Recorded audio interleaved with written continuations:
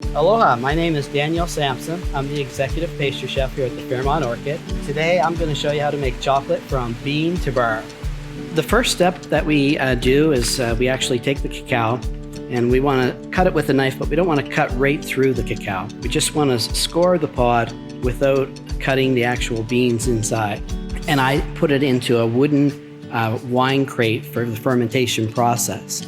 I leave it in that wooden crate for about 5 to 7 days. I then remove the product and have to put it on a wire rack so that it can air dry. I will then roast the beans. And after I roast the beans, we have the process of removing the husk on the outside of the actual beans. We then can put it into a stone grinder, or at home you could even use a food processor. And we'd let it grind overnight. And then the next day when I come in, I'll add my sugar and my cocoa butter, and I'll put a little bit of lecithin in there just to emulsify it and get everything really smooth.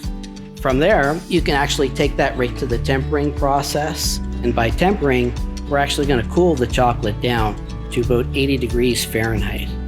So after I've tempered the chocolate, I can then mold my chocolate. We can then invert the mold, tap out the chocolate bars, and there we have it. Our beautiful chocolate bars with the cacao design right imprinted on the bars.